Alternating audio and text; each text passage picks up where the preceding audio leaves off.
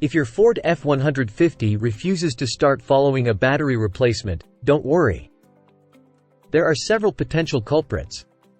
The car may not recognize the new battery, or it could be a malfunctioning body control module, BCM, a faulty fuel pump, or corroded battery terminals.